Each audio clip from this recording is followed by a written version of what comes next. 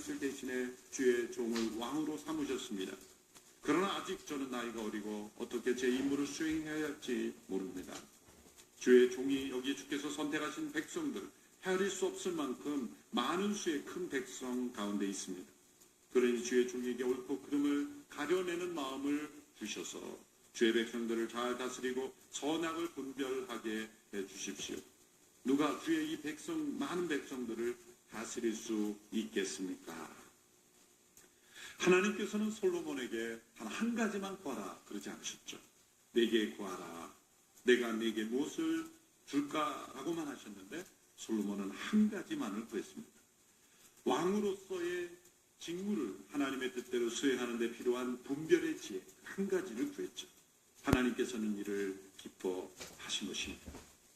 솔로몬의 기도에는 그가 이 분별의 지혜를 구하게 된 두 가지 중요한 이유가 나타나죠. 첫째, 솔로몬은 자신이 왕이 된 것이 자신의 능력 때문이 아니라 하나님께서 자신의 아버지 다윗에게 베푸신 큰 은혜 때문이라는 것을 겸손하게 고백하고 있습니다. 6절의 말씀 우리 같이 읽어볼까요? 6절 다시 한번 같이 읽습니다. 시작. 주께서는 주의 종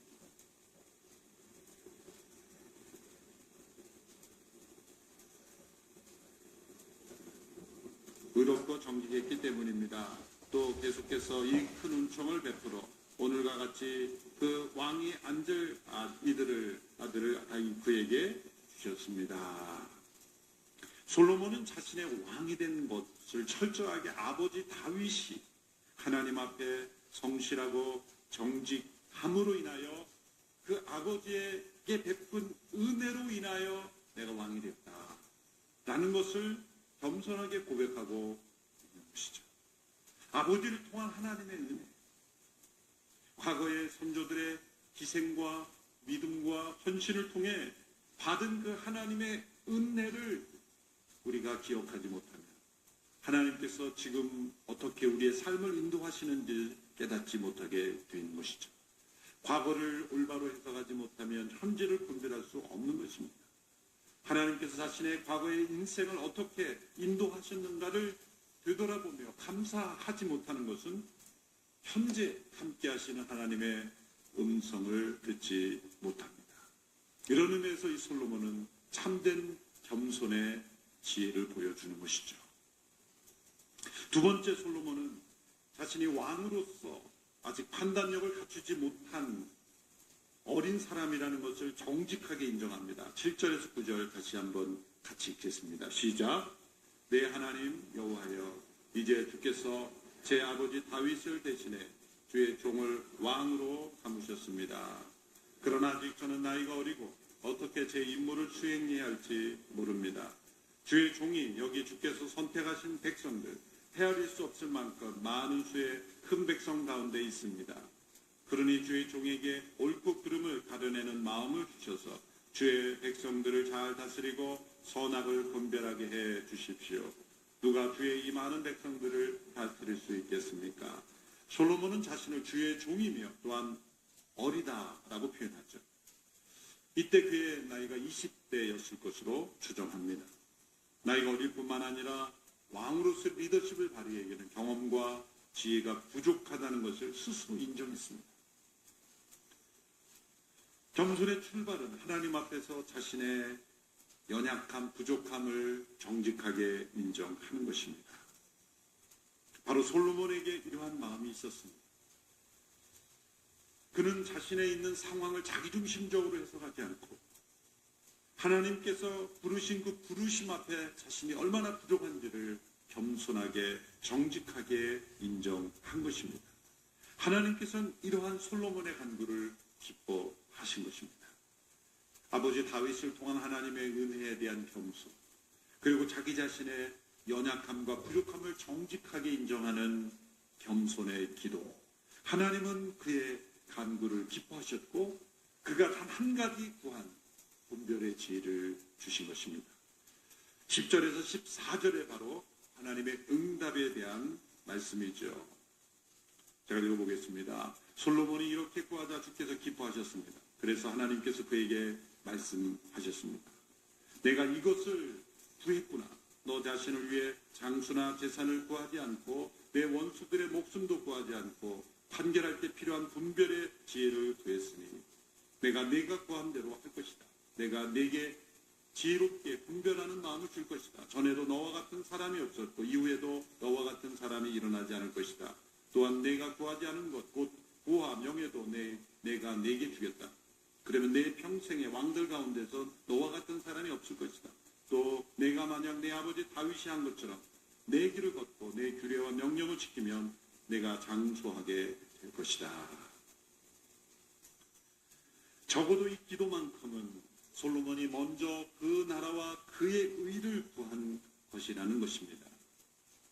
먼저 그의 나라와 그의 의를 구한 자에게 모든 것을 더하시겠다는 말씀처럼 하나님께서는 솔로몬이 분별의 지혜를 구했을 때 그가 구하지 않은 부와 명예 그리고 장수까지 주셨습니다. 사람들이 이 분별의 지혜를 때로 구하는 것은 그 뒤에 따라오는 그 무엇을 기대하지 않습니까? 그러나 하나님께 솔로몬의 기도를 기뻐하신 것은 지혜를 구한 때 그 지혜를 수단으로서가 아니라 그 자체가 목적으로 구했기 때문에 말씀을 잘 읽어보면 하나님께서 솔로몬이 기도를 기뻐하신 것은 지혜를 구한 것을 기뻐하시기도 하셨지만 그가 구하지 않은 것에 대하여도 기뻐하신 거예요. 내가 네 자신을 위해 장수나 재물이나 원수에 대한 복수를 구하지 않았으니 이렇게 말씀하신 것은 솔로몬이 구하지 않은 것에 대하여도 기뻐하셨다는 거예요. 하나님 앞에 우리가 기도할 때 우리 구하는 제목도 하나님이 기뻐하셔야 되지만 우리 마음속에 구하지 않은 것, 무엇을 거부하고 구하지 않느냐라는 것도 하나님 보신다는 거예요. 하나님 우리의 마음의 중심을 보시기에 우리가 구한 것만을 보시는 게 아니라 구하지 않는 것도 하나님은 보고 기뻐하시는 거예요. 우리는 이 솔로몬처럼 기도해야 합니다. 하나님께 합당한 기도, 하나님이 기뻐하시는 기도, 하나님이 기쁘게 응답하실 수 있는 기도, 그런 기도를 우리로 드려야 합니다. 우리는 솔로몬처럼 왕은 아니죠. 저는 맡겨진 일도 많지 않고 지금도 높지 않기에 이런 분별의 지혜는 구할 필요가 없습니다 라고 말할지 모릅니다. 그러나 분별의 지혜를 하나님께로 받은 한 여인이 양육한 자녀가 이 시대를 깨우는 분별의 지혜를 가진 지도자가 될 수 있다는 거죠. 우리 모두는 이 솔로몬처럼 기도해야 합니다.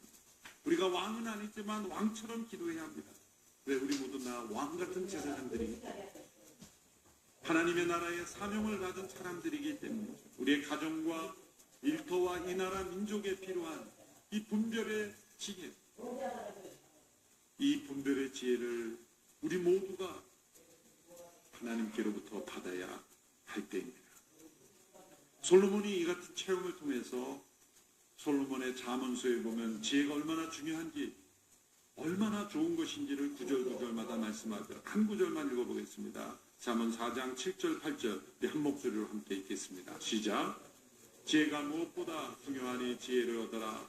내가 가진 모든 것을 희생하고서라도 깨달음을 얻어라. 지혜를 존경하여라. 그러면 지혜가 너를 높여줄 것이다. 지혜를 붙잡아라. 그러면 지혜가 너를 영광스럽게 할 것이다. 솔로몬은 안타깝게도 자신이 구하여 얻고 또 가장 중요하다고 부르짖은 그 지혜를 버리고 어리석은 길로 걸어갔죠. 후반부에 가서야 어리석은 길을 걷는 것이 아니라 초기부터 애굽왕 바로와 혼인 관계를 맺을 때부터 어리석은 길이 시작된 것입니다.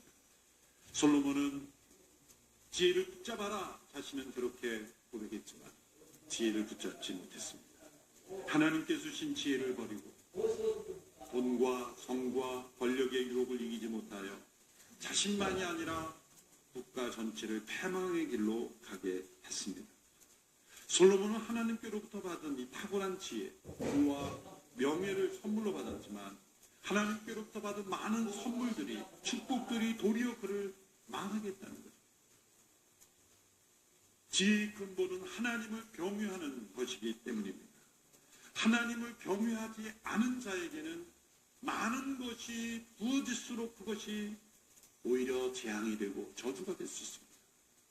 오직 하나님을 경외하는 지혜, 그 지혜를 토대로 한 부와 명예와 축복들이 그의 삶의 진정한 축복이 될 수 있는 거예요. 하나님을 경외하는 지혜가 없는, 분별의 지혜가 없는 이들에게 더해지는 이 세상의 그 무엇은, 그것이 아무리 화려하고 아무리 풍족하고 아무리 사람들이 부러워하는 것일지라도 그 모든 것들이 솔로몬과 같이 자신을 망하게 하고 때로는 세상을 어지럽게 하는 일이 될 수 있습니다. 우리는 이 솔로몬의 기도와 아울러프의 인생의 실패를 잘 기억해야 합니다. 솔로몬이 그처럼 지혜가 얼마나 중요한지를 역설한 것을 잘 기억하고 그가 자신의 입술을 통해 나왔던 그 지혜의 주요성을 간과했을 때 그의 인생과 이스라엘 민족이 어떠한 수치를 당했는지를 기억해야 할 것입니다. 잠언에 나오는 대로 지혜의 근본은 여호와를 경외하는 것이다. 지혜의 근원이 되신 하나님을 두려워하고 하나님을 경외하고 그리고 하나님께 주시는 분별의 지혜로 우리의 인생의 기초를 세우지 않으면 그 위에 하나님께 주시는 어떠한 선물도 우리에게는 다 독이 되고 우리에게 저주가 되고 때로는 우리에게 멸망의 길로 이끄는 것이 된다는 것이죠. 예수님은 바리새인과 율법학자들에게 솔로몬의 지혜를 언급한 적이 있습니다. 앞에 녹음해 보면 예수님께서 자신을 소개할 때 솔로몬보다 큰 이가 여기 있느냐 그렇게 자신을 소개했죠. 솔로몬보다 더 큰 이는 누구이십니까? 그분은 하나님의 아들이시며 하나님의 지혜이신 예수 그리스도이십니다. 골로새서 2장 3절의 말씀을 보십시오. 같이 읽어보겠습니다. 시작. 그리스도 안에는 지혜와 지식의 모든 보화가 감춰져 있습니다. 예수 그리스도 안에는 지혜와 지식의 모든 보화가 감춰져 있다는 거예요. 솔로몬은 구하여 그 지혜를 얻었지만 하나님을 경외하지 않았기에 그 지혜로 얻은 모든 것들이 도리어 자신을 망하게 하고 민족을 망하게 했지만 솔로몬보다 더 큰 이신 예수 그리스도 그분 안에 있는 지혜와 지식의 모든 보화는 우리로 하여금 구원에 이르게 하며 악에서 떠나게 하며 참된 분별의 지혜를 허락하셔서 하나님을 경외하며 하나님의 뜻을 행하는 영원한 생명에 이르는 지혜입니다. 그런데 그리스도 안에 있는 지혜 중 가장 지혜롭지 않아 보이는 것이 있는데 그것이 바로 예수님께서 죽으신 십자가입니다. 그리스도의 십자가가 죄 가운데 있는 사람들에게는 가장 어리석어 보이는 것으로 여겨지죠. 그런데 그 어리석어 보이는 십자가가 바로 하나님의 지혜라고 말씀합니다. 고린도전서 1장 23절의 말씀을 함께 읽어보겠습니다. 시작. 우리는 십자가에 못 박힌 그리스도를 전파합니다. 이것이 유대 사람에게는 마음에 걸리는 일이며 이방 사람에게는 어리석은 것이지만 부르심을 받은 사람들에게는 유대 사람이든 그리스 사람이든 그리스도는 하나님의 능력이며 하나님의 지혜입니다. 이미 우리에게 허락하신 하나님의 지혜가 있습니다. 그리스도의 십자가입니다. 우리가 구하는 모든 것에 대한 기도의 응답으로 이미 주신 하나님의 지혜, 그리스도의 십자가입니다. 우리가 솔로몬처럼 분별의 지혜를 구합니까? 하나님은 말씀하십니다. 이미 너에게 주어진 나의 지혜가 있다. 그리스도의 십자가, 우리가 할 수 있는 가장 지혜로운 선택은 그리스도의 십자가 앞에 나아가 그분과 연합하는 것입니다. 그분이 하나님의 지혜이기 때문에 그리스도의 십자가 앞에 그리스도께 우리의 삶을 내어드리는 것, 이것이 가장 지혜로운 선택입니다. 우리는 솔로몬의 지혜를 동일하게 받을 수 없습니다. 그러나 그리스도의 지혜는 동일하게 받을 수 있습니다.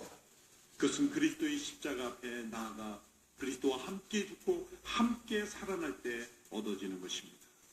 하나님께서는 우리가 그리스도의 지혜로 이 세상에서 승리하기를 원하십니다. 지혜가 부족하면 구하라 말씀하셨어요. 여러분 가운데 누구든지 지혜가 부족하면 모든 사람에게 후히 주시고 꾸짖지 아니하시는 하나님께 구하십시오. 그러면 주실 것입니다. 말씀하셨습니다.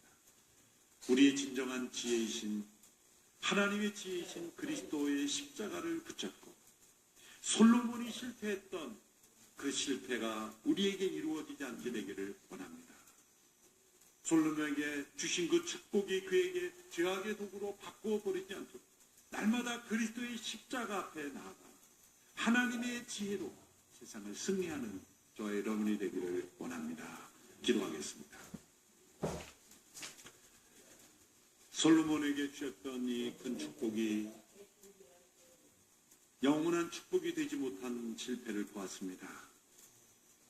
우리도 하나님 앞에 분별의 지혜를 구하여 그리스도의 십자가를 통해 말씀하시는 하나님의 지혜를 얻어 솔로몬의